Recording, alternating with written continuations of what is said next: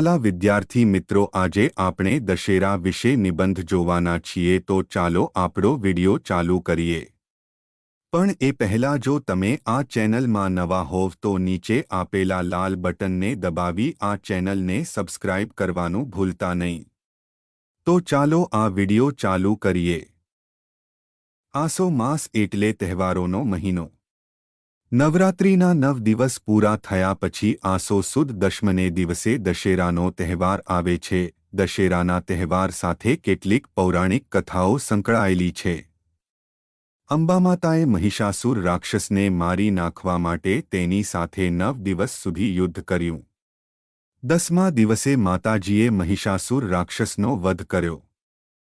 મહિષાસુર રાક્ષસ મરાયો તેની ખુશીમાં દર વર્ષે આ તહેવાર ઉજવાય છે।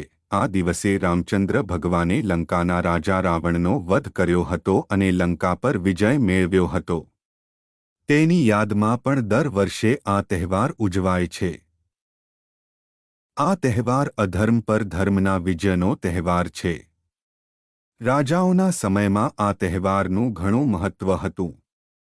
આ દિવસે ક્ષત્રિયો શસ્ત્રોનું પૂજન કરતા અને મોટી સવારી કાઢી વિજયકૂચ કરતા। દશેરાના દિવસે શહેરોમાં રાવણનું મોટું પૂતળું બનાવી તેને સળગાવવામાં આવે છે। કેટલેક સ્થળે આતશબાજી પણ થાય છે। દશેરાનો દિવસ શુભ દિવસ ગણાય છે। તેથી કેટલાક લોકો આ દિવસે નવી દુકાન, મકાન અને ઉદ્યોગનું ઉદ્ઘાટન કરે છે। આ દિવસે કેટલાક સ્થળે યજ્ઞહવન કરવામાં આવે છે। આ દિવસે ફાફડા અને જલેબી ખાવાનો મહિમા છે। દશેરા આનંદ અને ઉલ્લાસનો તહેવાર છે।